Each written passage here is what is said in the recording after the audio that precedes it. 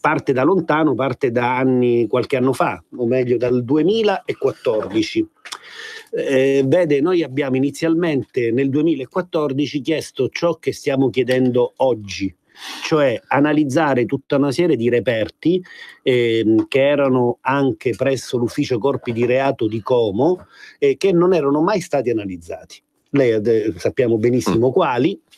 A seguito della nostra iniziale richiesta nel 2014 è iniziata una sorta di rimpallo di competenze tra Como e Brescia.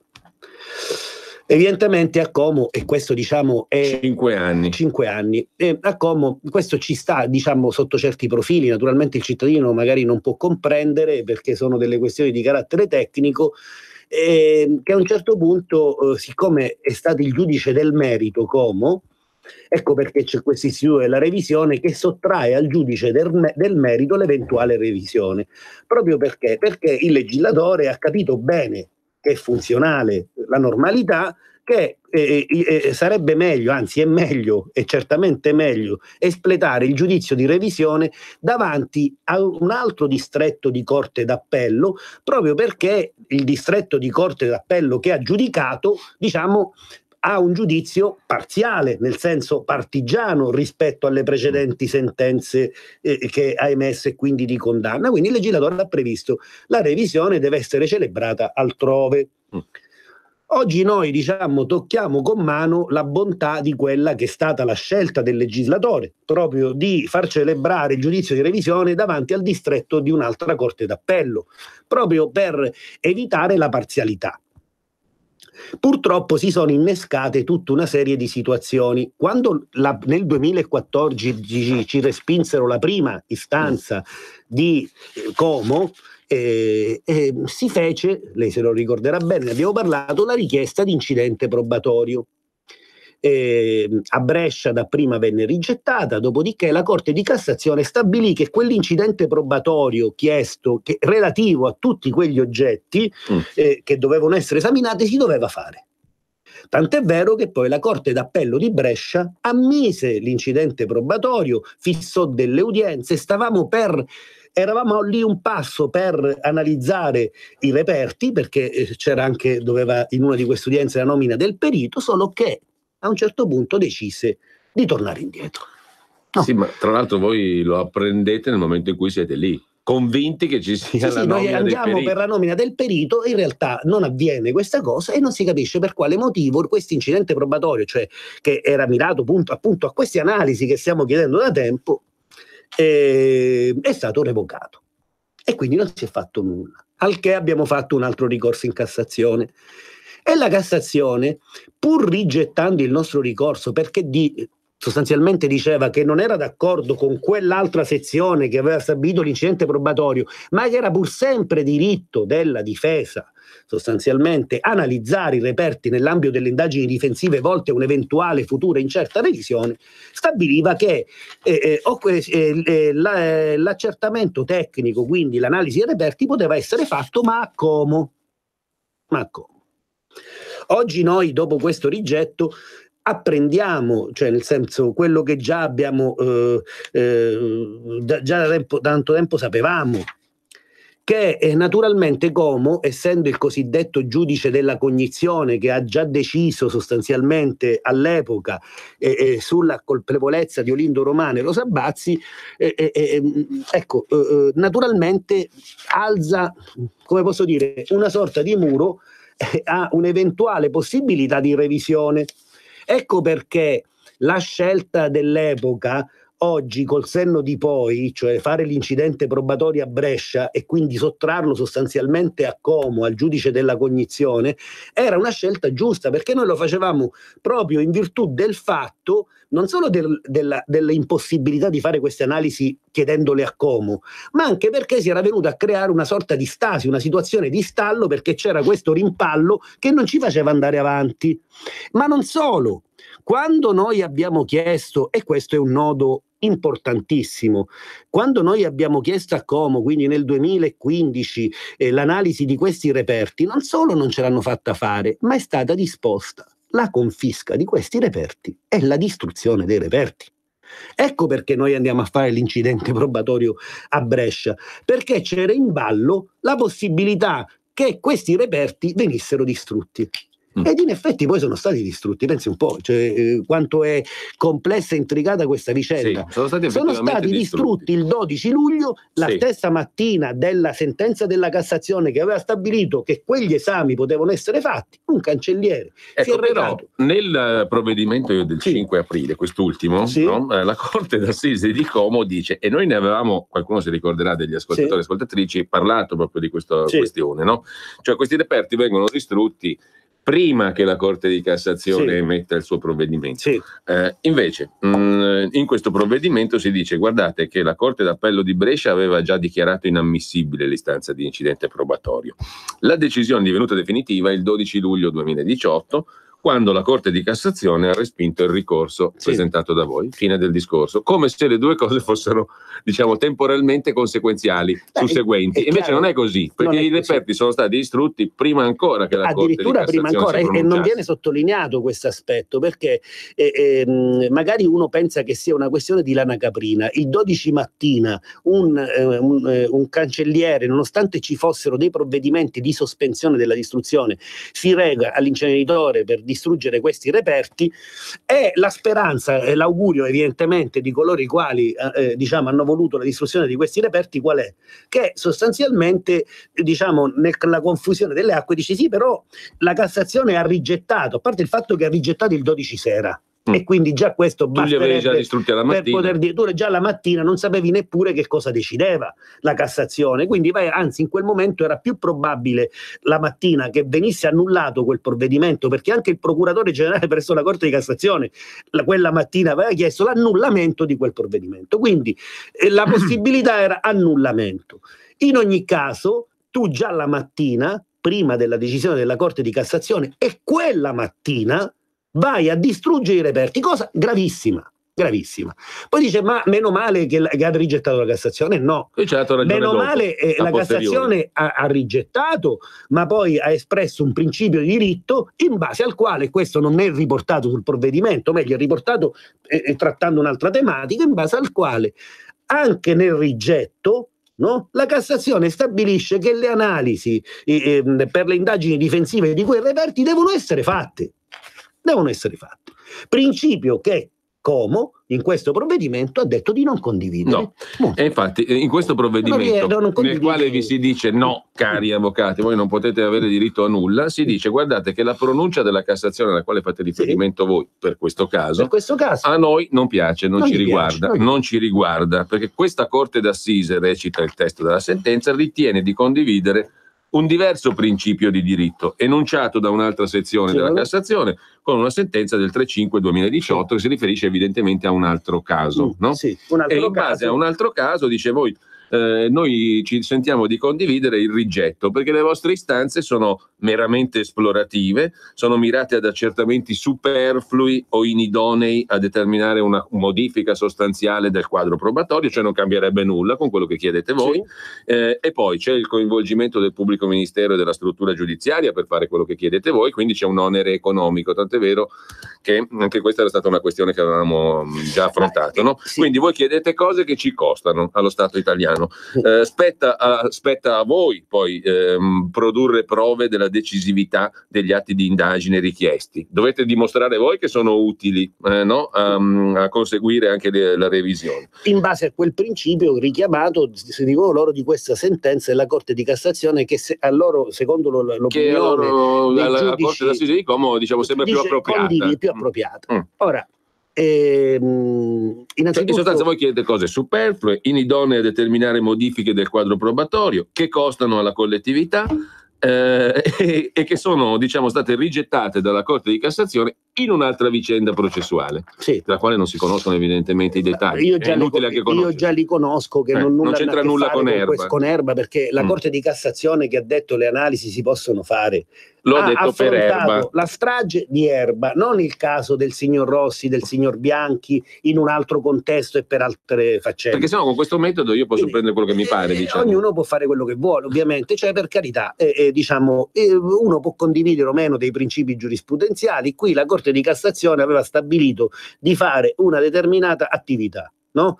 E per quanto riguarda il costo, questo tipo di attività non costa nulla alla collettività, perché in questo caso la Corte di Cassazione ha detto se la fa la difesa con i suoi consulenti e con avviso ai pubblici ministeri, i quali in contraddittorio, se vogliono partecipare al contraddittorio, possono nominare i loro consulenti.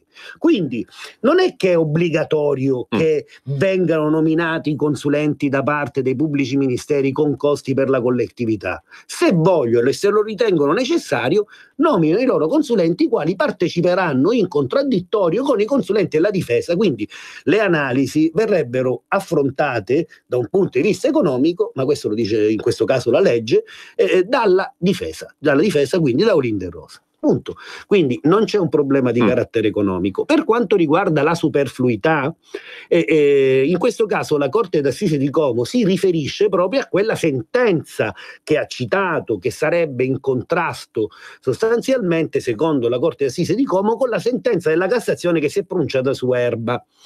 Cioè il principio quale sarebbe? Che la difesa, anche se può espletare le indagini difensive, dovrebbe spiegare succintamente per quale motivo sostanzialmente va a compiere oppure voler compiere quelle indagini difensive. Ma tutto sommato ci può stare questo, anche se la Cassazione dice altro, cioè le altre pronunce della Corte di Cassazione, anche perché c'è un problema di fondo. Se io chiedo di analizzare una determinata un oggetto o altro, posso spiegare fino a un certo punto cosa troverò, perché questo dice la Cassazione. Non lo si può sapere. Cioè tu mi devi spiegare eventualmente in grandi linee cosa troverai, e noi l'abbiamo spiegato. Noi stiamo cercando il DNA, questo mi sembra chiaro perché lo diciamo da anni. Quindi se noi vogliamo esaminare determinati oggetti per estrarre dei profili genetici, no? La spiegazione già è in re ipsa, si dice, cioè è là dentro, cioè sostanzialmente vogliamo il profilo generico. Noi siamo tenuti a spiegare solo questo, quindi non è che cercavamo le caramelle e quindi dice magari questi vogliono esaminare i corpi di reato per cercare delle caramelle o altro, perché altrimenti il discorso diventerebbe noi abbiamo specificato, diventerebbe chiaro, noi dobbiamo specificare in sede di indagini difensive, che non è una revisione, per quale motivo vogliamo fare quell'esame, e quello è specificato. È specificato perché noi abbiamo specificato che cerchiamo DNA partendo da questo presupposto, che sulla scena del crimine non c'era DNA di Roseolino. Facciamo una supposizione e poi andiamo in pausa. Facciamo un esempio. Reperti mai analizzati riguardo al piccolo Youssef. Certo. Se per caso sul piccolo Youssef c'è un DNA che è appartenente a persona estranea alle indagini e ai condannati, non è che è rilevante, un fatto rilevante, no? Perché è chiaro che poi... Però voi non potete già dire quale DNA troverò. Questo è ovvio. Non siamo maghi, cioè, quindi non siamo dei maghi. Perché altrimenti mi viene in mente il discorso che Rosa e Olindo hanno confessato con un sacco di errori apposta per trovarsi una via di fuga. Cioè entriamo in un campo che è una trappola logica. È una trappola logica, perché io non posso, prima di fare l'esame, che peraltro farebbero dei consulenti perché io non sono un genetista, stabilire cosa troverò, se troviamo del DNA, B, quale DNA troveremo. Noi possiamo solo dire, cosa che abbiamo detto in maniera da 5 anni, che cerchiamo del DNA, dei profili genetici. Oltretutto i loro tecnici ci dicono che è possibile farlo l'esame. Quindi la pronuncia da loro richiamata, i tecnici interpellati quindi da quella Corte d'Assise richiamata del caso generico, in quel caso invece i tecnici, quindi i consulenti, dissero che cosa? Ecco perché rigettarono. Dissero che cosa? Che quegli esami richiesti dalla difesa non si potevano fare. Cioè proprio erano infattibili, impossibili da fare, no. Ecco perché rigettarono. Allora andiamo un attimo in pausa, poi c'è un altro aspetto rispetto a questi reperti del quale volevo parlare con lei. Reperti mai analizzati, scrive la stessa Corte d'Assise di Como.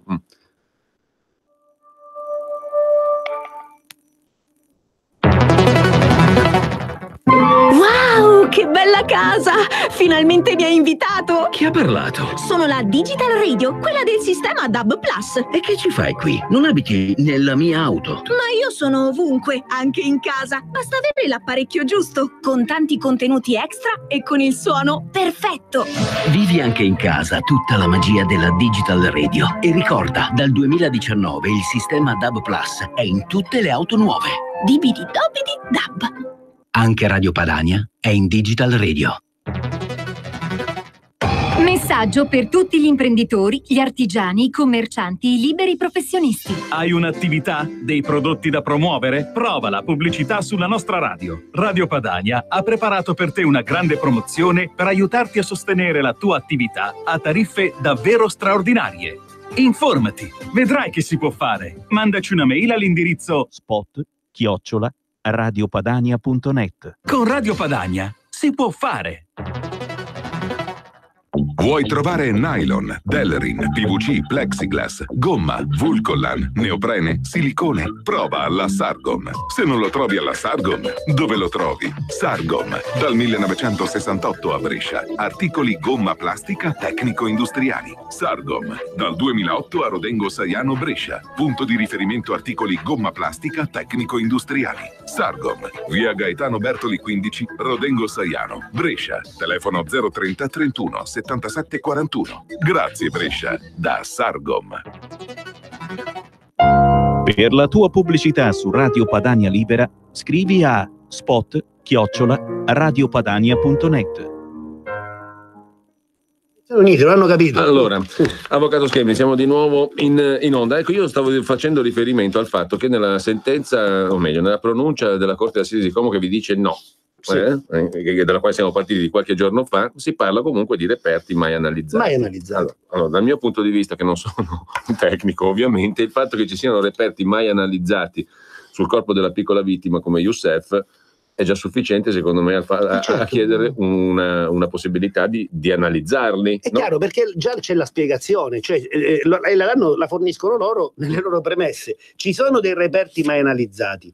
Noi che cosa abbiamo chiesto? Di estrarre da quei reperti, tramite analisi mai analizzati, dei profili genetici. È chiaro che non possiamo dire quali profili genetici, perché sostanzialmente allo Stato non sappiamo le analisi a che cosa porteranno, ovviamente. Quindi quando si dice che devi fornire la spiegazione, si dice una cosa, insomma, che la spiegazione è stata fornita. Anche un bambino capirebbe che se io voglio analizzare un reperto mai analizzato, lo analizzo proprio in virtù del fatto che vorrei estrarre eventuale DNA. Ecco, poi stiamo parlando di un reperto non analizzato che non è che è stato trovato sulla scena del crimine, a Cantù, diciamo, o a Palermo, è stato trovato sul corpo di una delle vittime. Ma vede, avessimo chiesto che l'analisi della Madonnina, del Duomo di Milano, allora ci sta che uno rigetta, dice: ma per quale motivo devi fare? Spiegami per quale motivo, non me lo stai spiegando, vuoi fare l'analisi che non c'entra nulla con la strage di Erba. E ci sta. E quindi sarebbe condivisibile un eventuale rigetto, ovviamente. Qui invece è spiegato per quale motivo si vogliono analizzare dei reperti che erano sulla scena del crimine. Schembri, la Corte d'Assise di Como ragiona anche così, dice: non può costituire prova nuova un elemento già esistente agli atti processuali, citando la sentenza che alla Corte d'Assise piace. Ecco, lo dice. Allora, anche se l'elemento non è conosciuto o non è stato valutato dal giudice, non può costituire prova nuova. Cioè, quindi dicono la Corte d'Assise di Como, se anche un elemento non è stato conosciuto, non è stato valutato nel precedente corso processuale, non può costituire prova nuova. Ma vede, lo prendono proprio, è un passo di una sentenza e lo estrapolano da quel passo e lo riportano lì. Io ho studiato la sentenza che loro citano e in realtà non è che c'è un vero e proprio contrasto tra sentenze della Corte di Cassazione come ravviserebbe la Corte d'Assise di Como,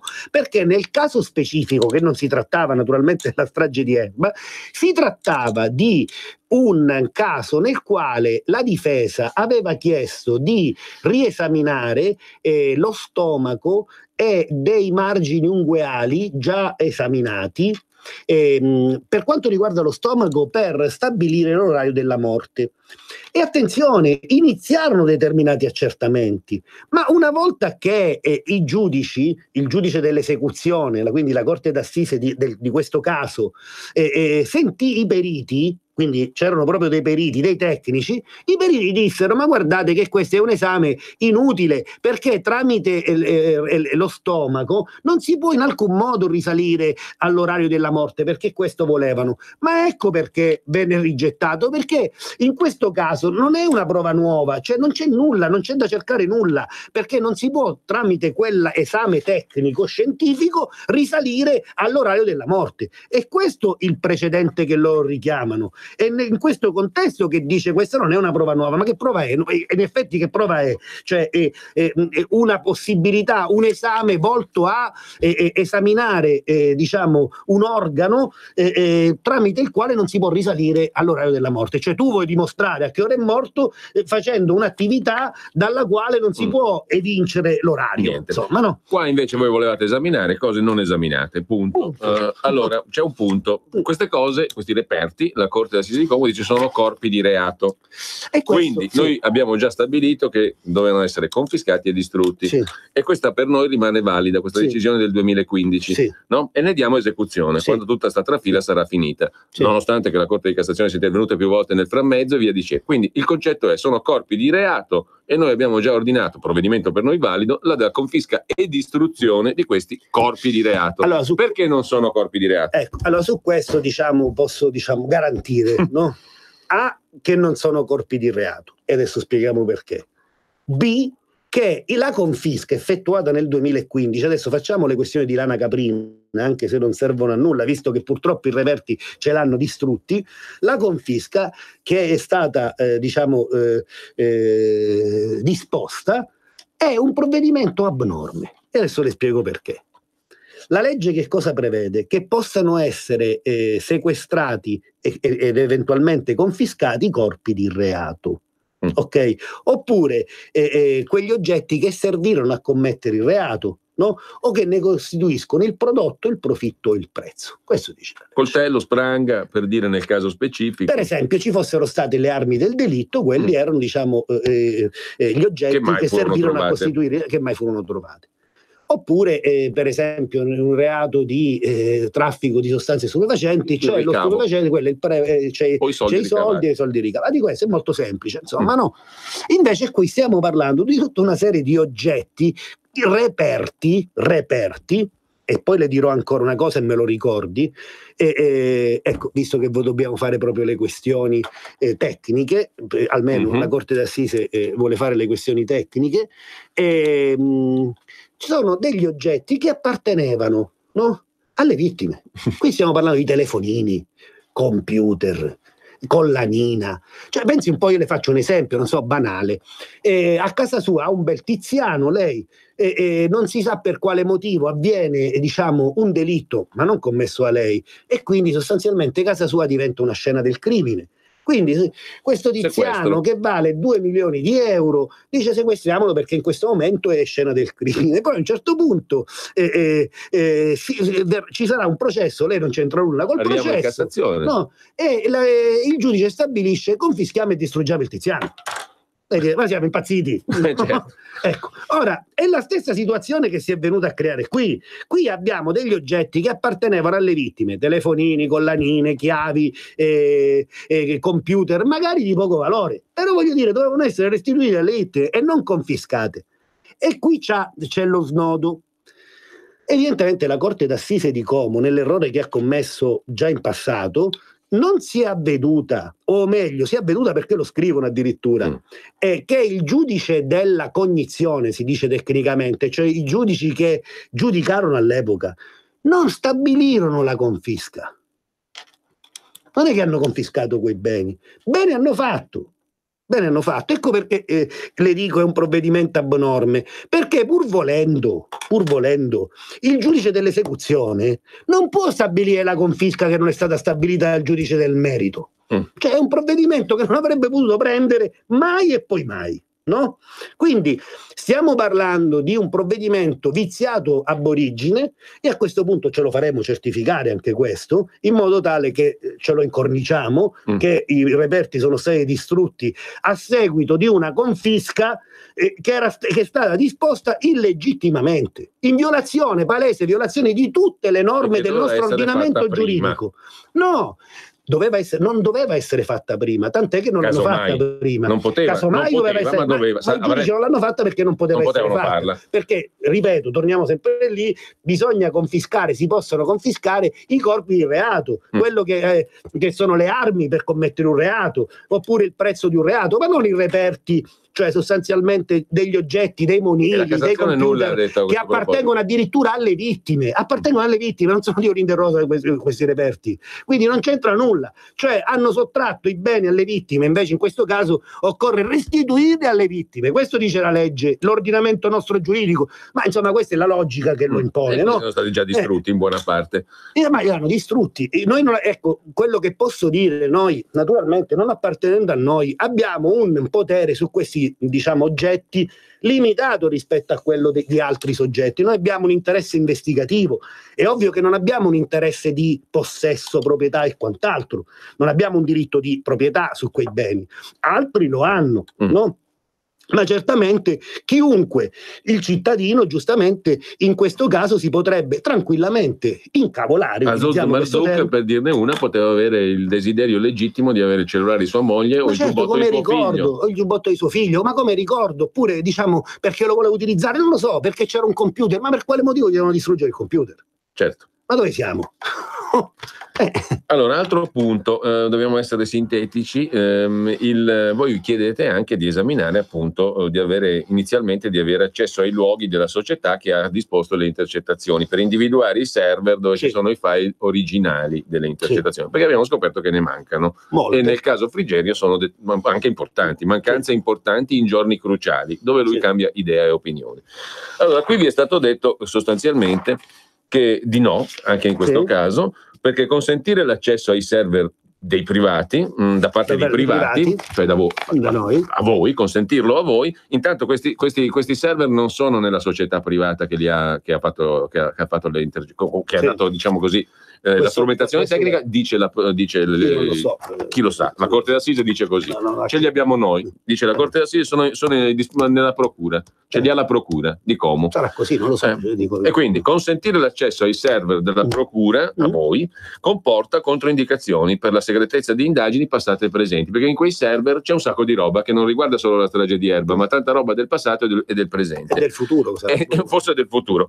E oltretutto pone a rischio la riservatezza dei soggetti coinvolti in queste indagini. Quindi dicono, voi non potete venire a curiosare nei nostri server. Ma guardi, noi ci accontentiamo oggi di aver scoperto, perché noi non sapevamo nemmeno che esistesse il server. Quindi la nostra in questo caso era un'indagine prettamente esplorativa. Certo è esplorativa nel senso di dire siccome mancano delle intercettazioni, e poi le intercettazioni voi ce le avete già, dice la Corte d'Assise, quindi cos'è che chiedete? Abbiamo le intercettazioni dalle quali mancano giorni e giorni, insomma, infatti certo abbiamo delle intercettazioni parziali e abbiamo poi i brogliacci, cioè quelli che usa la polizia giudiziaria all'epoca per trascrivere le cose, che invece attestano che ci sono state intercettazioni di giorni mancanti. Cioè, questo è il problema. Quindi, siccome noi il problema che è stato creato, se è stato creato, noi non lo sappiamo, non lo conosciamo, allora quando si deve risolvere un problema, ma questo dovrebbe interessare un po' tutti, soprattutto loro. No, cioè quando si deve risolvere si deve andare alla fonte.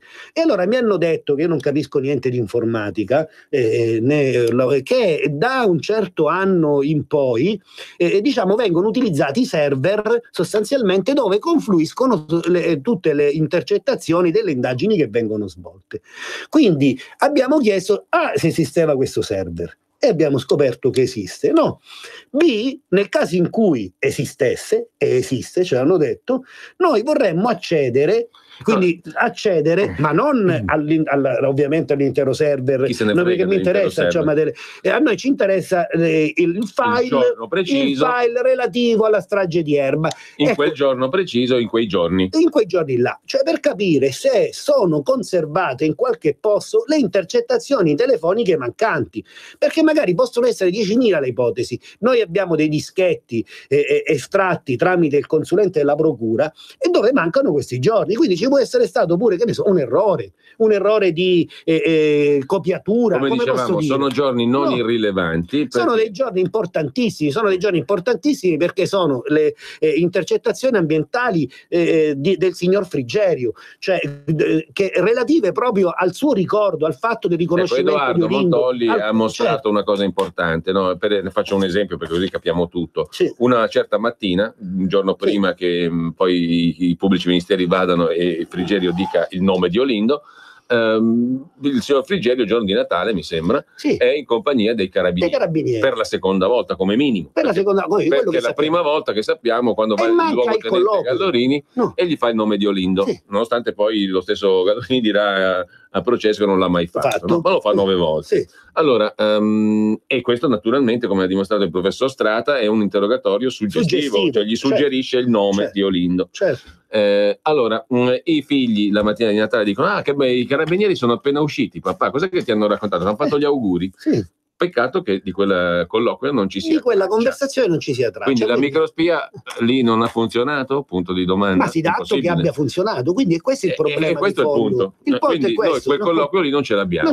Ed è la seconda volta che i carabinieri vanno a trovare, magari per fargli gli auguri, chi lo sa, il signor Frigerio, però magari anche non per fargli gli auguri, perché nella precedente occasione non gli hanno fatto gli auguri, gli hanno fatto il nome di Olindo. Quindi bisogna capire cosa è successo. Mi sembra che sia necessario capire, anche perché poi il giorno dopo, quando finalmente i pubblici ministeri dopo 15 giorni dirà Olindo, quindi dopo questo colloquio avuto con i carabinieri, saranno gli stessi carabinieri a dire: guardi che noi non la spaventiamo mica come hanno fatto i carabinieri. Appunto. Quindi voglio dire, cioè, se non è importante quel colloquio, insomma, no, è molto importante. E allora però la Corte d'Assise vi dice, cari avvocati, non sarà anche importante, questo lo pensate voi. Secondo noi, voi non potete metterci le mani, perché altrimenti potreste curiosare su altre cose. Io la leggo così, diciamo. Però la cosa certa è, allora uno capisce una cosa: là ci sono comunque quei giorni mancanti. Finalmente sappiamo che ci sono i giorni mancanti. E allora perché non devo per adesso a me questo mi basta. E perché non devo poterli ascoltare io? Infatti faremo in modo di ascoltarli a questo punto. Io penso che sia legittimo, ma da parte di tutti, non solo nostro o piuttosto che del cittadino, ma io penso che sia, diciamo, dovere della Procura della Repubblica, così come dovere della Corte d'Assise, fare chiarezza su questo aspetto, sotto questo aspetto, cioè ci sono dei colloqui magari innocui, due cose innocui, però non lo so. Questo è secondo me è di un'un'evidenza incredibile, non c'è bisogno di argomentare su questo punto, no? L'importanza dell'ascolto di questi file ormai credo che capisca chiunque, no? Non lo so, che non è che c'è tanto da spiegare. Due cose che ancora la Corte d'Assise di Como dice a voi: guardate che voi, quando noi abbiamo parlato di distruzione dei reperti, non vi siete mai opposti, non l'avete mai impugnata voi questo principio. Io lo leggo così, prego, poi lei precisa. Io le preciso. I suddetti provvedimenti non sono stati mai impugnati, scrive la Corte d'Assise. È la preoccupazione della Corte d'Assise questa, no? Cioè la Corte d'Assise in questo caso difende i provvedimenti, come le dicevo, del 2015, perché probabilmente ha intuito, ha capito che non sono corpi di reato, ha intuito e ha capito che la confisca non poteva essere disposta, e allora dice: voi non l'avete impugnata. Ma non è una sentenza, guardi, cioè questo è un provvedimento che vengono presi tramite ordinanze e decreti, possono essere impugnati in Cassazione. Come lei sa, abbiamo fatto tante impugnazioni in Cassazione. Per quanto riguarda questo aspetto, noi abbiamo chiesto più volte la revoca di quel provvedimento. Quindi, se è vero come è vero quello che dico io, che la confisca non poteva essere disposta, la Corte d'Assise di Como per ben 3 volte ha avuto la possibilità di accorgersi dell'errore compiuto e ha avuto la possibilità di tornare indietro e revocare il loro provvedimento. Quindi qua si tratta di non un'impugnazione. La sentenza, per esempio, non si può chiedere la revoca della sentenza, bisogna impugnare la sentenza e uno fa l'appello, eccetera eccetera. Il provvedimento del giudice dell'esecuzione in alcuni casi può essere revocato, d'accordo? In quel caso noi abbiamo chiesto la revoca che non è avvenuta, hanno soltanto sospeso. Si ricorda tutte quelle sospensioni di cui abbiamo parlato, le sospensioni che anche nucleano qui. C'era pure la richiesta di revoca di quel provvedimento. revocatelo. No? Tant'è vero che noi a quel punto, quando non l'hanno revocato, abbiamo fatto molto di più. Proprio sulla scorta di quel provvedimento ingiusto siamo andati a Brescia e dice: facciamo l'incidente preparatorio, perché guardate che noi pensiamo a questo punto che ci distruggono i reperti. E pensi un po' che abbiamo pensato bene, in questo caso siamo stati proprio dei maghi, no? Cioè, tant'è vero che li hanno effettivamente distrutti. Allora, concludo, perché dobbiamo chiarire ancora un paio di punti. Allora, la Corte d'Assise di Como dice, concludendo questo discorso, quando vi dice no. Allora, la vostra richiesta di rivedere i reperti delle vittime, compresi quelli mai analizzati, non è accettabile, perché è una riproposizione parziale di quello che vi ha già bocciato la Corte d'Appello di Brescia. Allo Stato non è accettabile. In attesa però, dicono loro, cioè mettono pure le mani avanti, in attesa che si pronunci di nuovo la Corte di Cassazione. Le altre due istanze, cioè le intercettazioni e riesaminare il materiale dello scatolone che si è salvato dalla distruzione, che anche quello era un'altra storia che abbiamo raccontato a parte. Pure, no? No, l'abbiamo raccontata, ma adesso non abbiamo poi il tempo, ma ci torneremo sopra. Quindi le altre due istanze, le intercettazioni del signor Frigerio e le altre mancanti, e quello che si è salvato ed è saltato fuori dallo scatolone manomesso, peraltro, perché una delle buste contenenti lo scatolone, alcuni reperti, è stata aperta, noi l'abbiamo già parlato l'altra volta. Questo è un caso veramente dove non si finisce mai di stupirsi. Queste altre due istanze sono immotivate, punto. Ipse dixit, la Corte d'Assise di Como.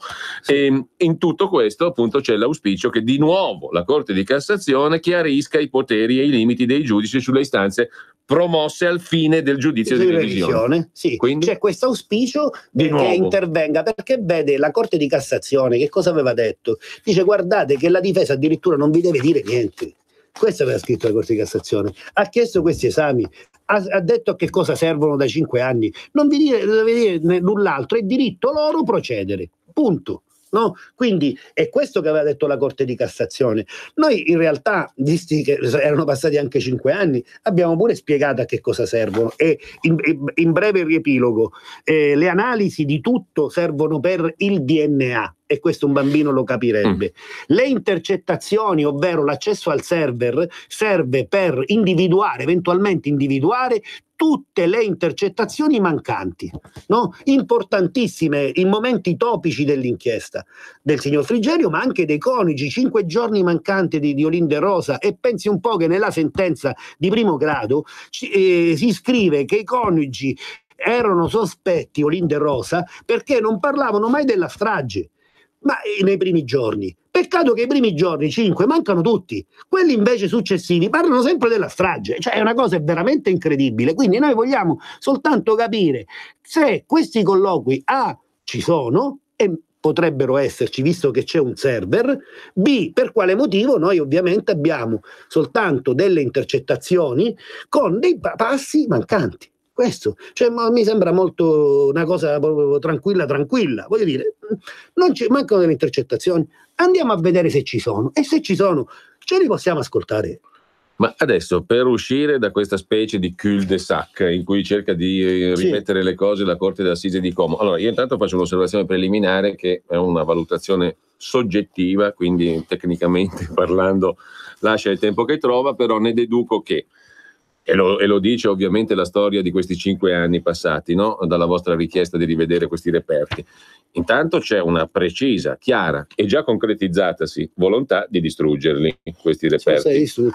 Sono stati già distrutti in buona parte. Se ne salva uno per un caso che ancora non conosciamo, di cui non conosciamo le ragioni e le modalità. Se salva uno scatolone, per di più parzialmente manomesso, e che manomesso nel telefono oltretutto, no? Certo. Nel busto che conteneva il telefono, tra l'altro anche lì un telefono che Azuz dice non è quello di Raffaella, non l'ho mai visto quel tipo di telefono lì, no?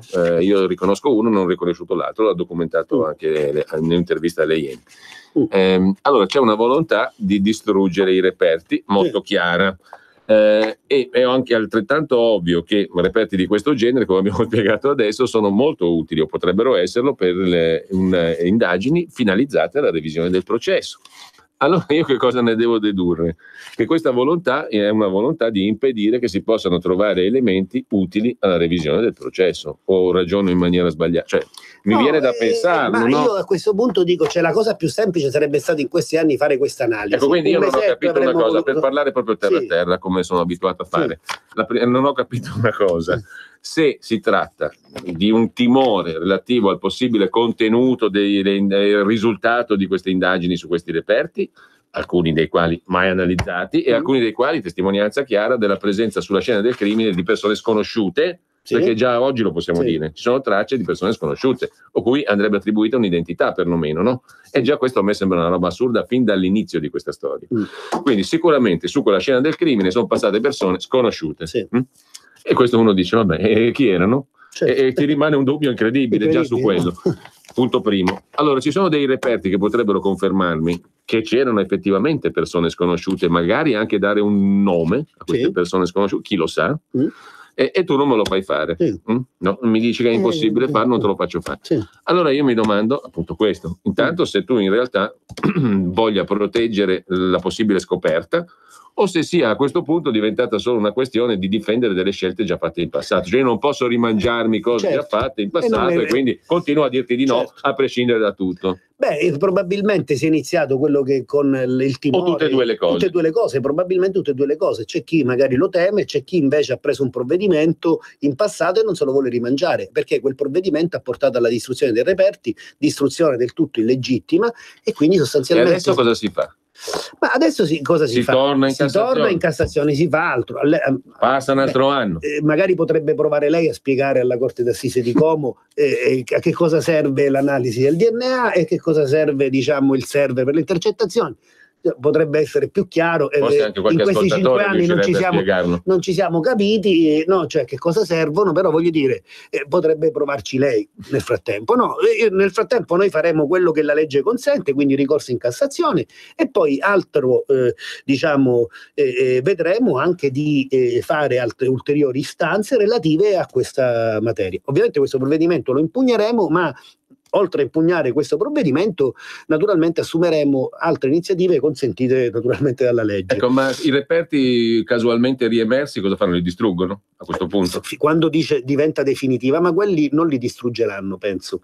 Penso che in ogni caso debbano revocare questa confisca, la devono revocare. E quindi se seguono, ecco, nel seguire la legge, se non avviene ciò che è avvenuto in passato, questa distruzione improvvisa, che è avvenuto purtroppo di tutti gli altri reperti, io penso che non si arriverà alla distruzione di quello scatolone. Quello ritengo che riusciremo ad evitarlo. Per quanto riguarda il resto, faremo delle istanze, anche perché noi stiamo lavorando per la revisione, no? E stiamo raccogliendo, e mi sento di poter dire che già abbiamo raccolto degli elementi nuovi che conducono alla revisione del processo. Noi però vorremmo fare una revisione non monca, cioè nel senso ne facciamo prima una, poi ma eventualmente viene fuori il DNA di un tizio sconosciuto alle indagini, che è una prova grande quanto una montagna, perché tutti si possono dice c'è anche questo, guardate, me l'avevo dimenticato. No, cioè noi vorremmo portare al giudice della revisione tutto il materiale che può costituire elemento nuovo e quindi prova nuova, e quindi completare eventualmente queste analisi. È ovvio che se non riusciamo a completarlo o se il tempo si allarga grandemente, così come si è allargato, ovviamente arriveremo sempre più in là a una richiesta di revisione. Noi diciamo che sotto certi profili siamo pronti per chiedere la revisione, dobbiamo soltanto mettere altro fieno in cascina. Quest'altro fieno, che sarebbe poi sarebbero proprio le cose non marginali, e quelle intercettazioni che sono importantissime, insomma. Quindi non ci vogliamo presentare con le armi tra virgolette a metà al giudice della revisione, vorremmo avere un quadro completo, e mi sembra che sia nostro diritto, soprattutto diritto di Olinda e Rosa, ma diritto di tutti i cittadini. C'è un istituto che è la revisione e non può essere impedito alla difesa di fare le indagini difensive che intende fare, insomma. Altrimenti abroghiamo le indagini difensive, cioè abroghiamo l'istituto della revisione e arrivederci, grazie, insomma. No? Allora, io ringrazio l'avvocato Fabio Schembri, grazie, avremo modo di ritornare su questa questione. Grazie all'avvocato Schembri, adesso prosegue Onda Libera con gli ospiti politici. Per la tua pubblicità su Radio Padania Libera, scrivi a spot@radiopadania.net. Adesso va a destra, 300 metri dritto, poi il semaforo. Certo che fai sempre la stessa strada tu, ma non hai voglia di cambiare. Chi ha parlato? Sono io, la Digital Radio, quella che ha cambiato il modo di ascoltare la radio con il sistema DAB+. È ora di cambiare. Vivi tutta la magia della Digital Radio. Se stai per cambiare auto, chiedila con il sistema DAB+, dal 2019. In tutte le auto nuove. Dibidi dobidi DAB. Anche Radio Padania è in Digital Radio. Messaggio per tutti gli imprenditori, gli artigiani, i commercianti, i liberi professionisti. Hai un'attività? Dei prodotti da promuovere? Prova la pubblicità sulla nostra radio. Radio Padania ha preparato per te una grande promozione per aiutarti a sostenere la tua attività a tariffe davvero straordinarie. Informati, vedrai che si può fare. Mandaci una mail all'indirizzo spot@radiopadania.net. Con Radio Padania si può fare. Ti aspetterò.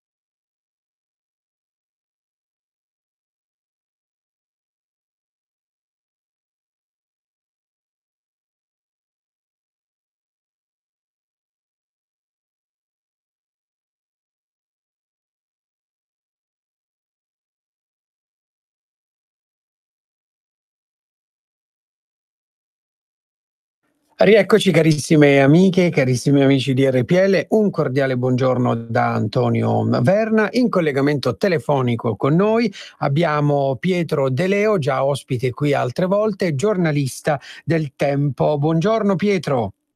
Buongiorno, ben trovati. Grazie mille per aver accettato il nostro invito. Allora, Pietro, si corre verso le europee, no? È tempo di candidati, la scadenza per la presentazione delle candidature è la prossima settimana. Che si dice ad esempio per quanto riguarda il PD? Tu hai scritto un articolo ieri sul Tempo dove scrivi: nessuno vuole candidarsi con il PD, dall'Annunziata alla Cucchi, i no alle proposte di Zingaretti. Ci sono anche dei rifiuti da parte della Bonino. Speranza e la sinistra, poi scrivi, restano alla finestra. Allora, ci puoi raccontare un po' quali sono le candidature? Ecco. Ma allora, questa del PD è una conferma, nel senso che al di là degli entusiasmi della notte della vittoria alle primarie, già si intuiva che per Zingaretti non sarebbe stato facile costruire quel campo largo, no? Quel progetto ampio riferito anche ad altre forze al di là del PD che lui si è sempre proposto di costruire. E quindi già alla prima prova, al primo esame sulle candidature si capisce l'asperità di questo obiettivo. come dicevi, ci sono dei nomi eccellenti che hanno detto no. C'è Lucia Annunziata, direttrice dell'Huffington Post, che nonostante abbia gradito a quanto risulta la richiesta, però ha preferito rimanere a fare il suo lavoro di direttore di testata. Poi ad esempio abbiamo avuto Ilaria Cucchi, che era uno di quei nomi circolati fin dalle prime settimane in cui Zingaretti è diventato segretario, anche lei ha detto no. Insomma, poi c'è anche il medico di Lampedusa. Il medico di Lampedusa in realtà pare sia ancora in bilico, insomma, però se ne parla da settimane, non ha detto no, però al momento ancora non si è chiusa. Sembra sia più un sì che no, ma non è ben, diciamo, ancora non è chiusa la partita. Insomma, è un percorso assai tortuoso. Questo dimostra anche che, al di là di tanti entusiasmi, delle simbologie, del superamento del renzismo, questo PD parte un po' con il fiatone, questo nuovo tra virgolette vecchio PD, perché comunque è un progetto che guarda molto al passato, parte un po' con il fiatone, anche dal punto di vista delle alleanze, perché l'hai detto tu, il no iniziale è stato quello della Bonino, proprio per costruire quella larga intesa, no, a sinistra in vista delle europee. Zingaretti guardava proprio a più Europa, cioè alla formazione europeista sostenuta da Soros, lo ricordiamo anche economicamente, guidata da Emma Bonino, che invece ha detto subito no, ha preferito andare da sola con un suo simbolo, assieme a quello poi di Italia in Comune, che è la formazione del sindaco di Parma Pizzarotti, e quindi c'è stato questo primo diniego. Insomma, non è un percorso facile. Senti Pietro, ma per quanto riguarda ad esempio invece la Lega, abbiamo visto ieri la prima conferenza europea di Salvini a Milano. Quali sono le alleanze della Lega e poi anche del Movimento 5 Stelle? Ma allora, la Lega guarda a quel progetto sovranista che si è sempre proposta di costruire. Ieri c'è stato un punto di snodo con questa conferenza di Milano che guarda ad una nuova idea di Europa.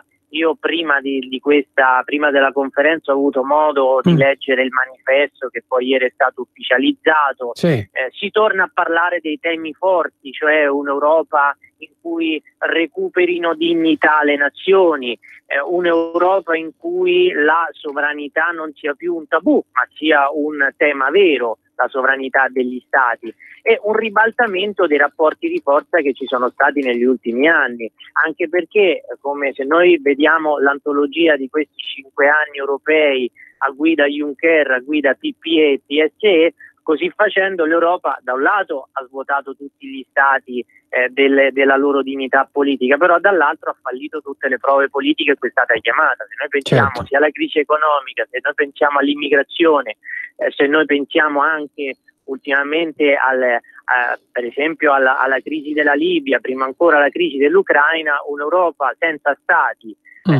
non ha assolutamente la capacità di essere interprete del proprio tempo. Quindi un rilancio del tema della sovranità è un aspetto chiave, un aspetto centrale, e io mi auguro che se ne parli in Italia in campagna elettorale, perché invece io prevedo che la campagna elettorale possa essere monopolizzata troppo da temi italiani, no? La grande domanda sulla tenuta del governo, sulle dispute tra gli alleati, eccetera, e non da quello che è l'argomento degli argomenti, cioè come consentire all'Europa di cambiare e in quale direzione.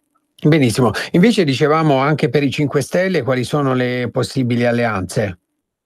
Ma io i 5 Stelle vedo, diciamo così, un po' di disorientamento all'interno, nell'ottica europea, perché era stata presentata una prima alleanza con alcune forze, ricordo qualche mese fa, che erano delle forze diciamo così molto residuali nei loro paesi. Ad esempio mi pare ci fosse un partito molto concentrato su internet, un altro partito che era fatto da un artista, poi c'era stato quel passo falso con i gilet gialli. Insomma, non vedo un cammino molto facile, ma questo io credo che sia il contraccolpo, questo io lo dico senza la minima polemica, ma credo che sia il contraccolpo di una condizione base, cioè che quando manca un'identità forte, quando mancano dei valori ispiratori ben precisi, al di là del ribellismo puro, poi è difficile andare a vedere gli interlocutori, andarsi a trovare degli interlocutori, cioè non puoi puntare solo sulla democrazia diretta. Serve anche una direzione di valori, di principi, una visione del mondo, una visione della posizione dell'Europa all'interno di questo mondo. Ora io ho ascoltato anche le lodi tessute da Di Maio verso Angela Merkel. Insomma, mi pare ci sia un po' di confusione, ecco, anche dal punto di vista tematico presso i 5 Stelle. E poi vedremo, insomma, come si svilupperà questa cosa. Sì, senti Pietro, a proposito dei 5 Stelle, no? Ci sono, come tu hai scritto, numerosi dissidenti del Movimento 5 Stelle insultati e derisi, ma sempre in campo, no? Nel tuo articolo tu hai parlato del senatore, se non sbaglio, De Falco, no? Cacciato per aver votato no al decreto sicurezza, poi di altri parlamentari del Movimento 5 Stelle, Fattori e Núñez, ancora sospesi i giudizi che riguardano le 2 senatrici, e insomma di altri dissidenti del Movimento 5 Stelle. Cosa hai scritto in questo articolo? Allora, quello era un pezzo riferito alle famosi procedimenti di espulsione, perché loro hanno delle regole interne in base a cui se si devia dalla linea politica, se non si mettono in campo dei comportamenti ligi dal punto di vista etico anche nelle votazioni, allora poi scatta questa procedura di espulsione che viene esaminata ed elaborata da un comitato di probi viri. Quindi solo che abbiamo fatto un po' un resume di quello che è successo negli ultimi mesi. Sono stati espulsi appunto De Falco, e poi c'era che era il famoso ufficiale di Capitaneria di Porto, no? Che l'antischettino della Concordia, che si era scagliato contro il decreto Salvini, che aveva votato contro. Poi c'era un altro senatore, sempre al Senato, tale De Bonis, che anche lui è stato espulso, 2 europarlamentari. Poi però ci sono altre pratiche, tra virgolette, che sono rimaste in sospeso, tra cui appunto quella delle 2 dissidenti forse più rumorose, forse quelle che hanno espresso più negli ultimi tempi rivendicazioni politiche di sinistra, come Elena Fattori e Paola Núñez, che sono completamente antitetiche rispetto alla linea del governo sull'immigrazione, che già prima di Natale erano state deferite ai probi viri, ma la cui pratica era rimasta, tra virgolette, ancora in sospeso, ancora congelata. E ultimamente poi anche si sono espresse per altre votazioni contrarie al governo, alla linea del governo, però rimangono ancora in sospeso. Allora, poi c'è anche un altro caso, che è il caso forse più visibile, caso più macroscopico, che è il caso Sardi. Anche lì prima Di Maio era partito dicendo certamente sarà espulsa. Da nostre fonti risulta che la pratica è ai probi viri, ma ancora non si sa come è andata a finire. Allora, qual è il problema? Il problema di fondo, al di là del racconto, qual è?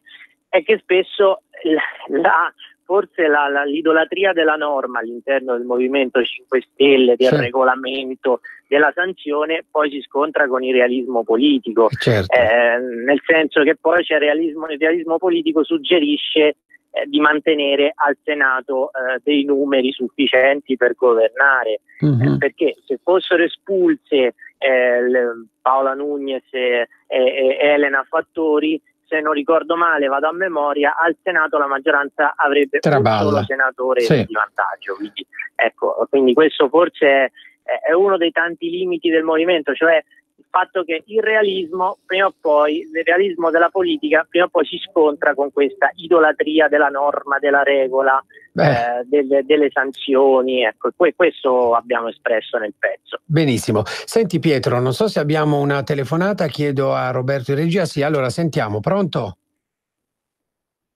Pronto? No. Pronto, prego. Ciao. Io penso che per uscire da questi dilemmi anche dalla controparte grillina bisogna sempre tenersi alla base industriale padana alpina, dalla Trieste a Ventimiglia, che è la migliore consigliera di qualsiasi governo che si possa costruire in questa stivale tragica, se si vorrà italiano. Infatti l'auto elettrica, ad esempio, sarebbe una delle cose da comprendere. Non dico di fare una legge Sabatini perché noi come macchine utensili sapremo che ci saranno motori diversi da quelli che sono i diesel, però anche lì non bisogna esagerare, perché veicoli spaziali, militari, industriali non saranno tutti con la roba elettrica.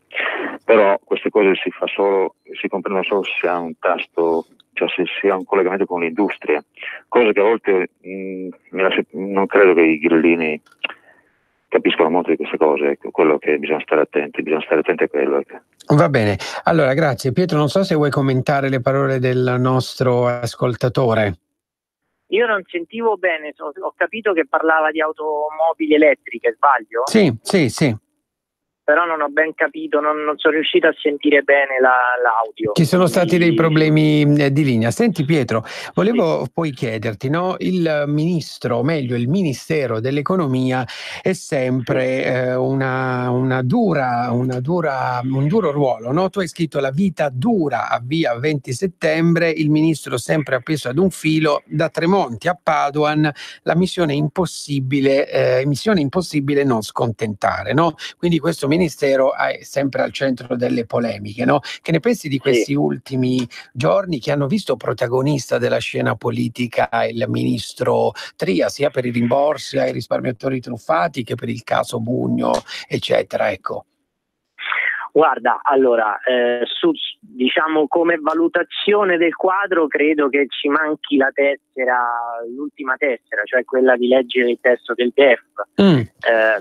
Quindi come valutazione definitiva, però secondo me qualcosa si può già dire, nel senso, allora, vedendo nello specifico il caso Tria, io temo che le sue posizioni, le sue rivendicazioni, anche i suoi richiami all'equilibrio dei conti siano cadute in una trappola in cui spesso sono caduti anche altri suoi predecessori che facevano, diciamo così, da pungolo interno al governo, cioè diventare gli eroi delle opposizioni. Leggevo stamattina un paginone su Repubblica, insomma è diventato un po' Tria è diventato un po' negli ultimi giorni una bandiera dell'opposizione, e questo è un po' rischioso e non fa bene al clima politico, non fa bene anche al clima del dibattito sull'economia. Quindi questa è la prima cosa. La seconda, tu hai citato bene e ti ringrazio il mio pezzo, perché ho analizzato un po' tutti i precedenti dei dissidi tra i ministri dell'economia e le proprie maggioranze, con un filo conduttore comune, ossia che questi ministri negli ultimi anni, Tremonti a parte, sono stati tutti tecnici, cioè tutti presi da ambienti estranei a quello dei partiti che esprimevano delle maggioranze. E questo probabilmente è un dato su cui occorre riflettere, perché nel momento in cui un ruolo così importante che ha anche una funzione di primissima interfaccia con il contesto europeo, non è un'espressione politica, non è un'espressione delle sensibilità culturali votate dagli elettori, probabilmente diciamo così è un freno anche alla grande sfida all'Europa che l'Italia deve riuscire ad interpretare. Ed è anche probabilmente anche portatore, una figura così, di sensibilità diverse rispetto a quelle espresse dai partiti della maggioranza. Quindi secondo me anche il fatto che la politica negli ultimi anni, non è chiaramente una questione soltanto di questo governo, abbia abdicato per un ruolo così importante alla propria primogenitura, consegnandola ad altri tipi di ambienti tecnici, probabilmente questo non ha fatto bene ed ha aumentato di intensità tutti quei contrasti che ci sono stati. Perfetto, senti Pietro, abbiamo altre due telefonate. Pronto, buongiorno, chi è in linea? Sì, pronto, buongiorno, sono Manzoni. Ciao Manzoni. Ciao. Forse mi sono perso una puntata, ma volevo sapere relativamente alla Libia che posizione hanno preso la Trenta e la Mogherini, nel senso che sono prone, supine, la pecorina, non lo so.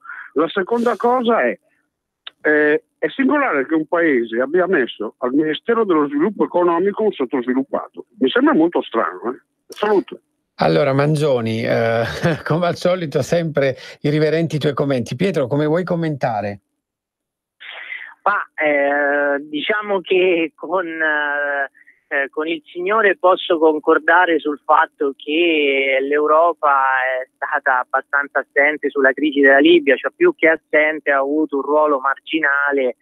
Lì soprattutto quello che emerge è un tentativo quantomeno di monopolio nella zona da parte della Francia. E quindi anche questo è la causa, l'eccessivo sostegno che la Francia ha dato ad Haftar è stato probabilmente uno dei motivi per cui la crisi poi sta degenerando come vediamo in questi giorni. Quindi quando il signore tocca il problema dell'assenza dell'Europa sulla questione Libia, tocca una questione molto, molto seria. Secondo poi, per quanto riguarda Di Maio, insomma, le battute fanno parte dello scenario, del contesto, però insomma vediamo, aspettiamo di vedere come evolverà il suo lavoro. Ecco.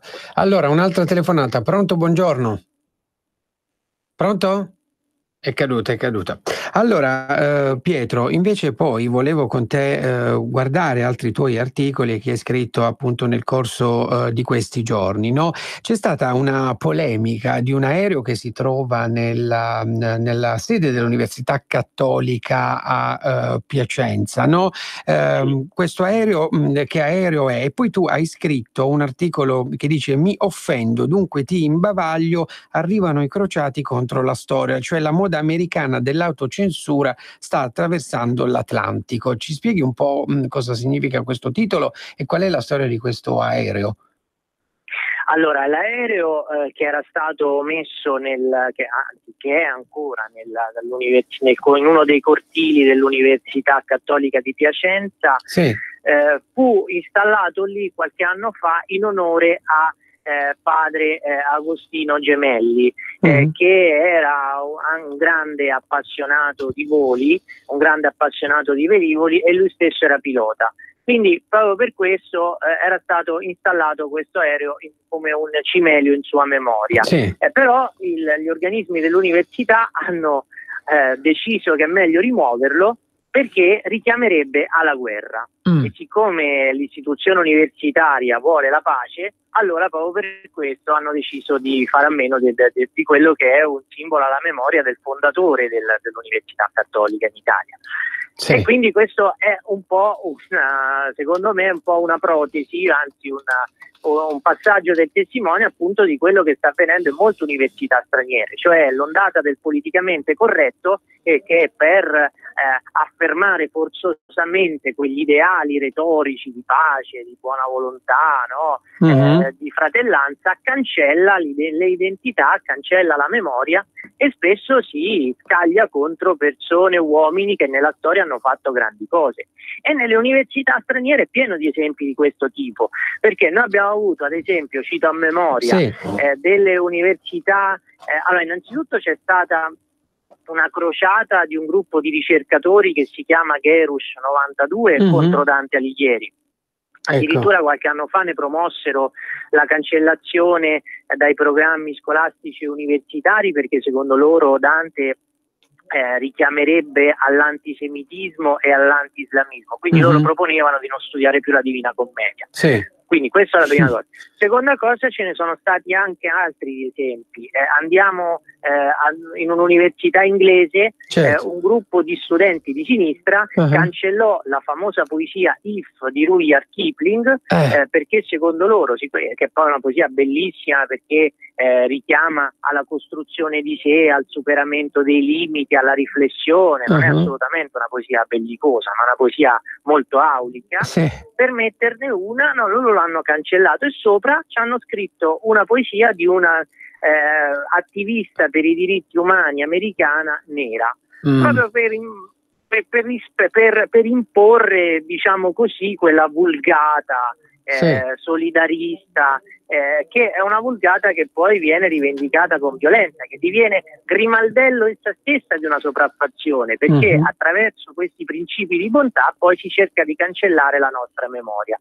Ad esempio, sempre ad esempio negli Stati Uniti alcune scuole hanno cancellato dai loro programmi Mark Twain e in particolare la sua opera Huckleberry Finn, perché all'interno di essa, descrivendo l'America del Missouri dell'Ottocento, c'erano dei richiami alla schiavitù, si parlava di schiavi come cose, quindi perché era non è condivisibile ovviamente, ma quella era la quotidianità dell'America di quei giorni. Huckleberry Finn è una grande opera, però loro la vogliono cancellare perché contiene questi argomenti. È una grande follia, perché è una grande follia ed è l'espressione di un politicamente corretto che vuole cancellare la memoria dei popoli e la memoria anche delle identità culturali. Perfetto. Senti Pietro, quali saranno i temi dei tuoi prossimi articoli sul giornale Il Tempo? Sicuramente aspettiamo il DEF, cerchiamo di capire se e come sarà determinata questa flat tax voluta dalla Lega, quali sarà la direzione che intraprenderà la politica economica, e poi sarà anche interessante capire come si snoderà la campagna elettorale verso le europee. È l'auspicio appunto che si parli di Europa e che si parli anche della necessità di rivedere anche a livello istituzionale l'architettura di un'unione che non ha mai funzionato. Grazie Pietro. Allora, grazie mille per essere stato qui con noi, ci risentiamo presto in radio, buona giornata e buon lavoro.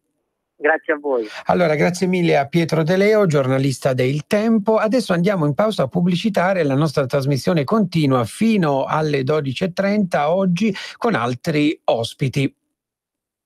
C'è stato un risveglio, l'hai sentito? Attenti terrestri. È in arrivo l'antologia di Padania Misteriosa.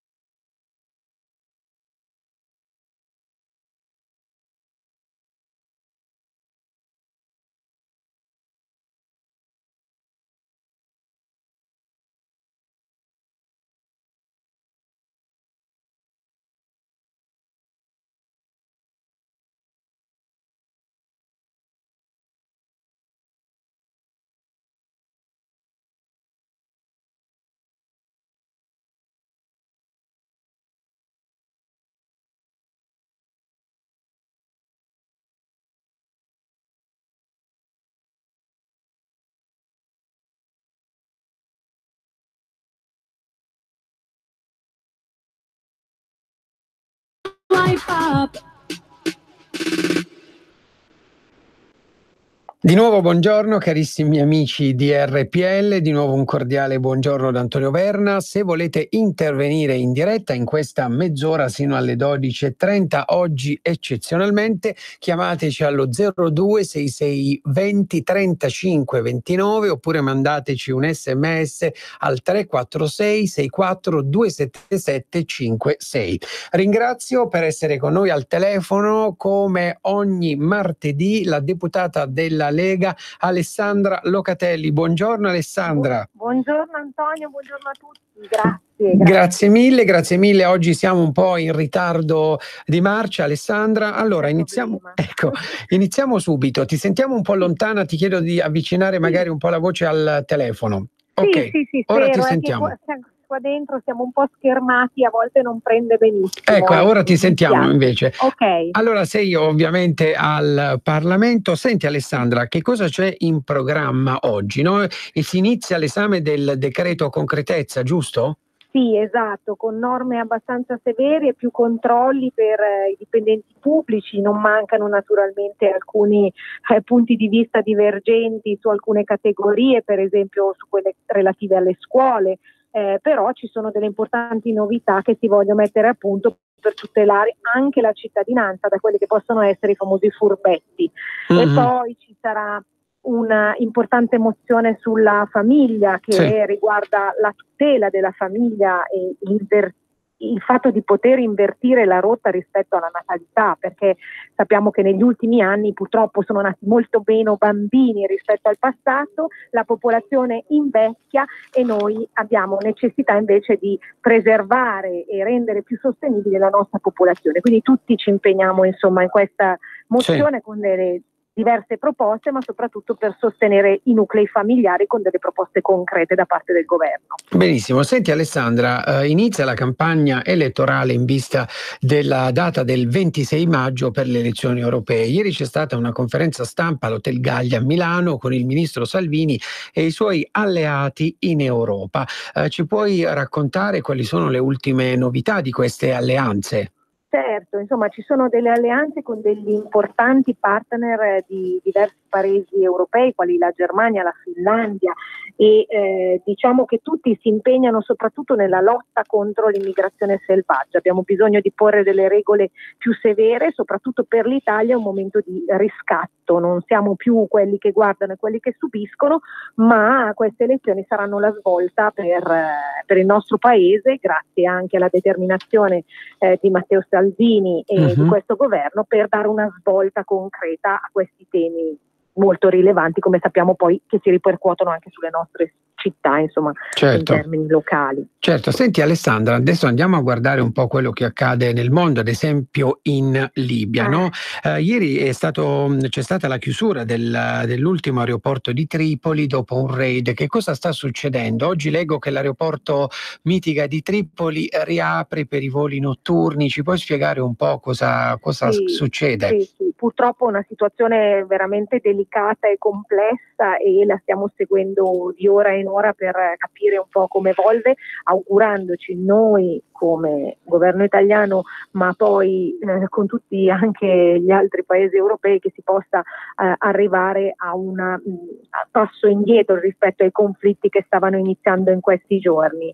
Il generale Haftar si è avvicinato a Tripoli e ad altre città con le sue truppe e ci sono stati degli assalti. Adesso sembra che la situazione si stia un po' più contenendo e che in qualche modo anche il premier libico, che diciamo è quello voluto poi dal governo di accordo nazionale, sembra un po' insomma riuscire a monitorare la situazione, ma è delicatissima e di ora in ora può cambiare, quindi stiamo a guardare augurandoci che ci sia una svolta di dialogo e non di armi, anche perché naturalmente chi ci va di mezzo poi sono di solito i civili a patire di più le conseguenze, e naturalmente con dei riscontri poi anche in tutta l'Europa che possiamo anche solo immaginare in termini di certo, eccetera. Senti Alessandra, tornando adesso invece alla cronaca italiana, no? Ieri abbiamo sentito al processo Cucchi parlare il Superteste che dice a Stefano diedero un calcio in faccia. Al processo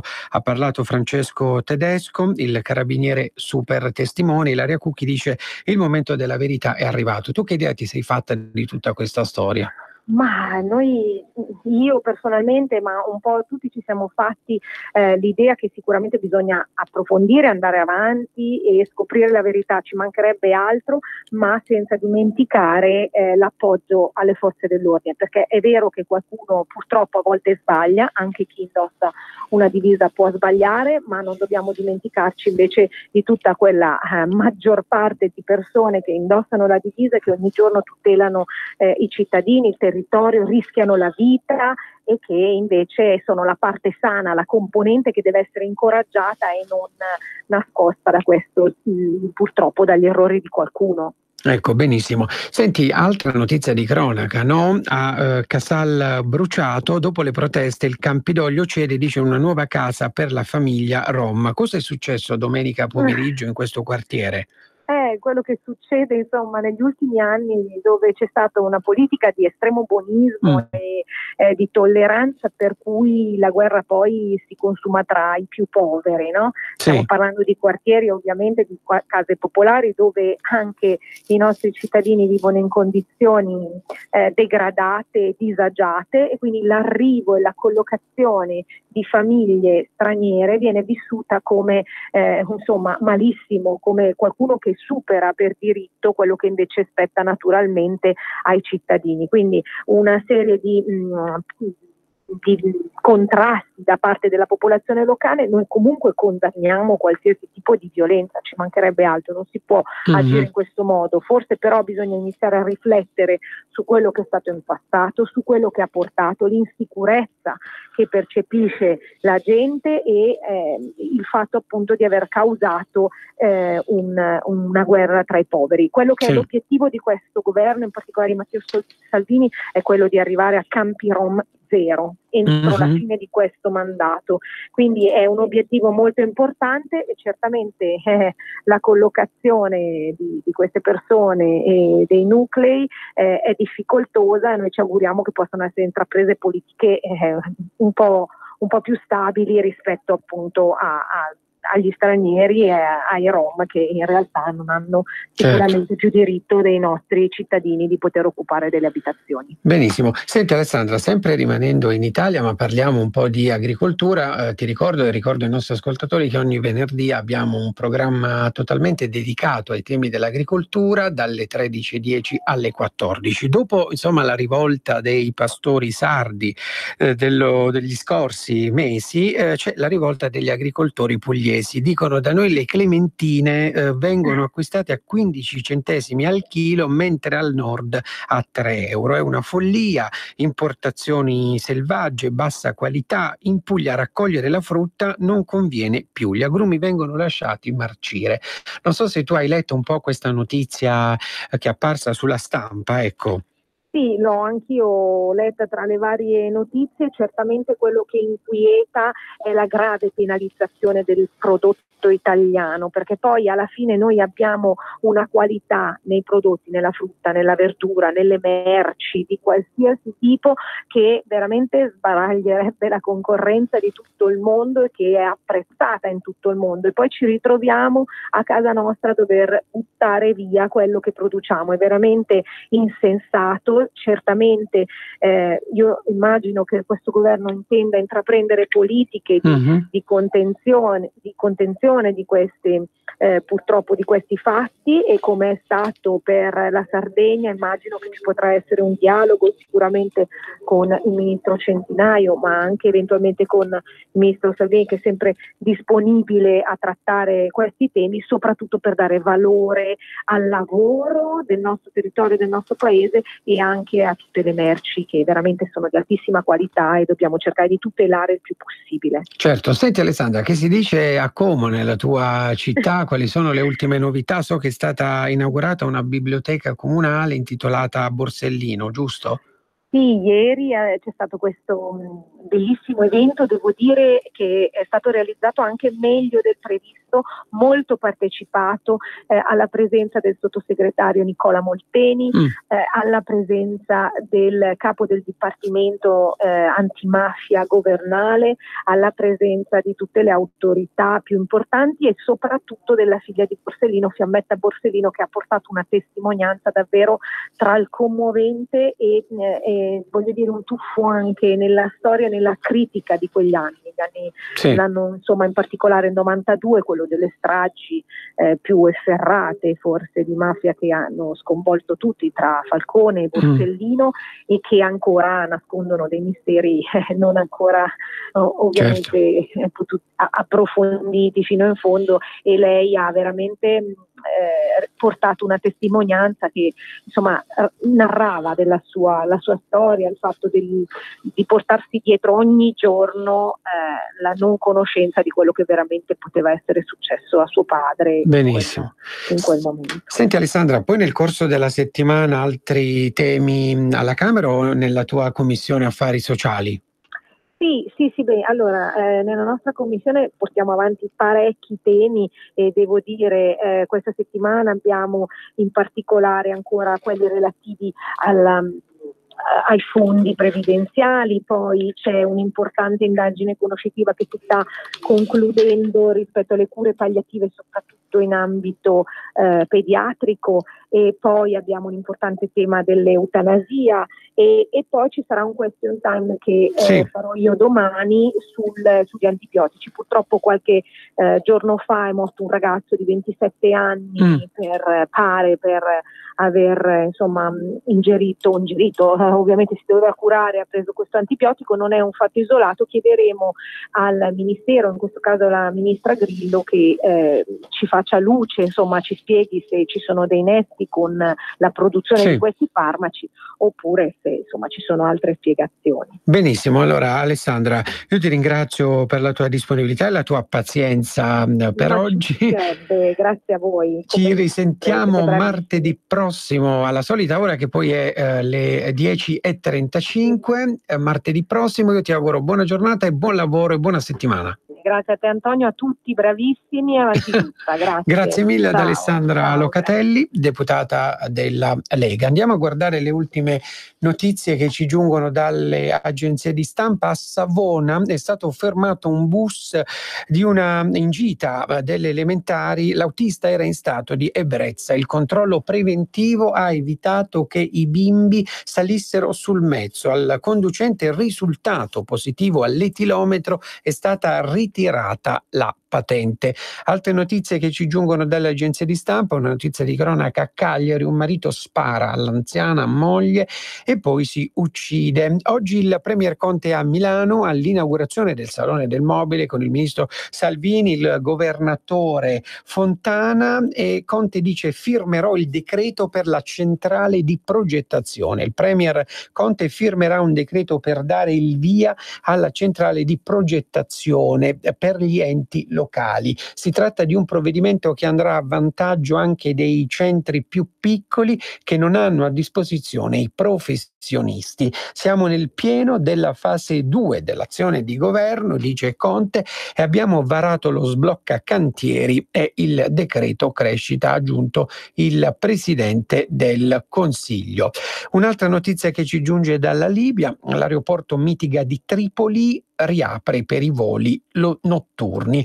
E poi i dazi contro l'Unione Europea: nel mirino degli Stati Uniti anche il pecorino e il prosecco. Ci sono anche prodotti di punta del Made in Italy come il pecorino e il prosecco tra i prodotti alimentari minacciati dai dazi proposti dal presidente americano Donald Trump contro l'Unione Europea in risposta agli aiuti forniti ad Airbus, la rivale di Boeing. Nel mirino sarebbero finiti anche altri formaggi come Emmental, cheddar, oltre a yogurt, burro, vini frizzanti alimenti e non, agrumi, olio d'oliva e marmellata.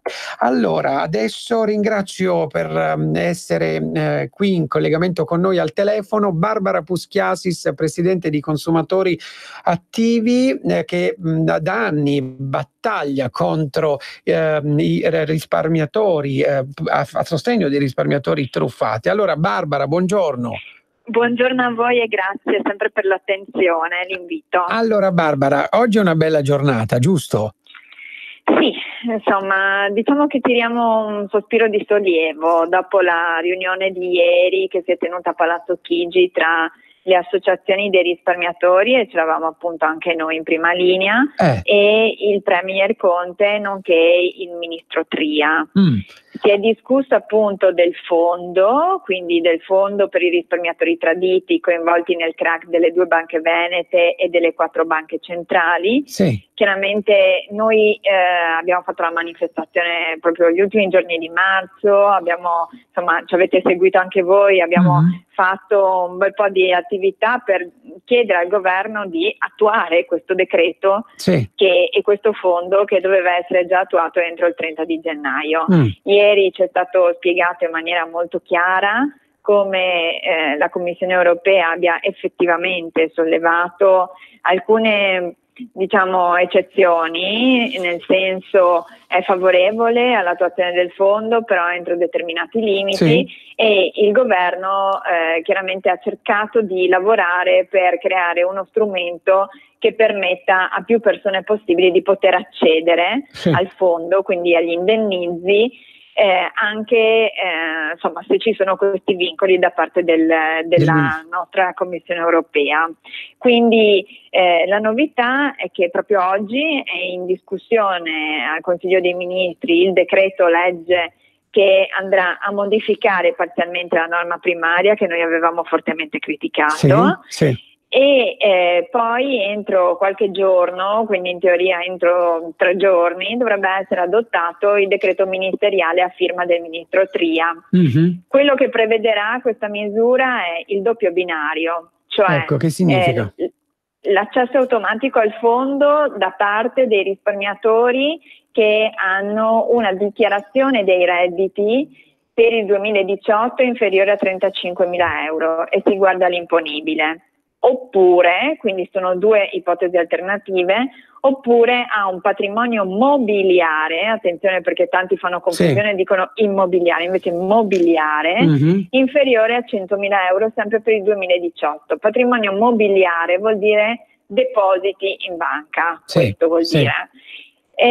Quindi queste persone accederanno automaticamente. Coloro che invece non rispettano questi requisiti accederanno al fondo, però passando attraverso una commissione arbitrale.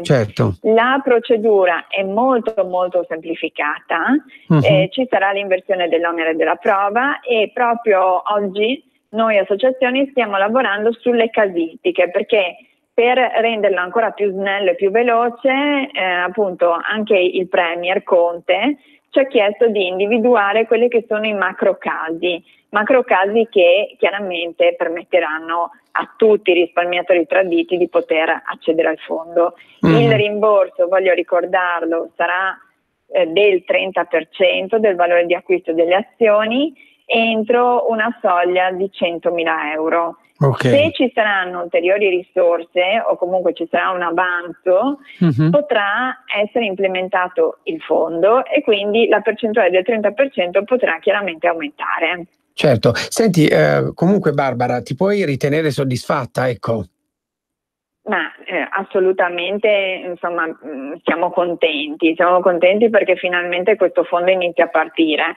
Noi avevamo la paura che ieri in qualche modo qualche associazione potesse ostacolare, ecco, l'entrata in vigore di questa norma e di questo fondo. Purtroppo ci sono veramente tante persone che non possono più aspettare, sarebbe stata veramente una crudeltà. Quindi quello che noi diciamo è: intanto partiamo, poi come è anche d'accordo con il governo, ci sarà modo per poterne riparlare, per poter correggere la norma se in sede applicativa ci saranno delle storture, ci sarà modo di valutare un'implementazione delle risorse, Quindi intanto però andiamo avanti, quindi ritengo che sia un segnale assolutamente positivo. Benissimo. Allora Barbara, io ti ringrazio, ci risentiamo presto e buona giornata e buon lavoro.